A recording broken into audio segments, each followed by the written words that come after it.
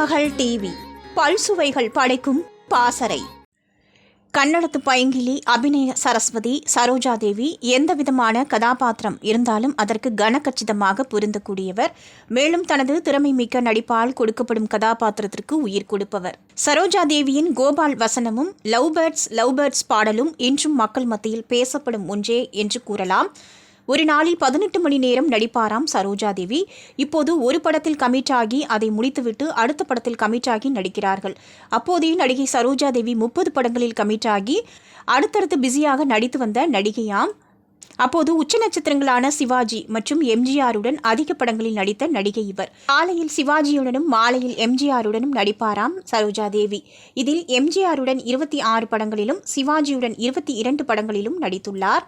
மேலும் Gemini Ganesan, S Rajendran, Muthuraman, AVM Rajan, Ravichandran என உச்ச நட்சத்திரங்கள் அனைவருடன் ஜோடி போட்டுள்ளார். அப்போதே உச்ச நடிகர்களுக்கு இணையாக சம்பளம் வாங்கிய நடிகை சரோஜா தேவி. நடிகை சரோஜா தேவி இந்திய அரசின் உயரிய விருதான பத்மஸ்ரீ, பத்மபூஷன் மற்றும் வாழ்நாள் சாதனையாளர்களுக்கான விருதுகளையும் வென்றுள்ளார். மேலும் பல அரசு விருதுகளும் அள்ளி குவித்துள்ளார். தமிழ், தெலுங்கு, கன்னடம், ஹிந்தி என மொத்தம் 200 படங்களில் நடித்துள்ளார்.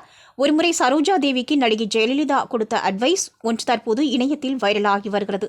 இந்த சம்பவத்தை நடிகை சரோஜா தேவியே ஒரு நேர்காணலில் தெரிவித்துள்ளார். நேர்காணல் ஒன்றில் நடிகை சரோஜா தேவி கூறுகையில், ஜெயலலிதா முதலமைச்சர் ஆன பிறகு கூட என்னை பலமுறை அழைத்து பேசியுள்ளார். எங்கள் இருவருக்கும் நல்ல நட்பு இருந்தது.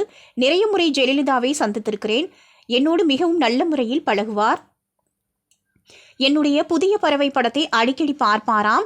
அவருக்கு மிகவும் பிடித்த படம் என்று என்னிடம் கூறியுள்ளார். ஒருமுறை ஜெயலலிதா என்னிடம், நீங்க இப்போ டாப்ல இருக்கீங்க, அங்க இருந்து எந்த காரணத்திற்காகவும் கீழே இறங்காதீங்க, சின்ன சின்ன ரோல் எல்லாம் ஒத்துக்காதீங்க, நீங்க இப்போ எப்படி இருக்கீங்களோ கடைசி வரைக்கும் அப்படியே இருக்கணும் என்று ஜெயலலிதா தன்னிடம் கூறியதாக சரோஜா தேவி பகிர்ந்துள்ளார்.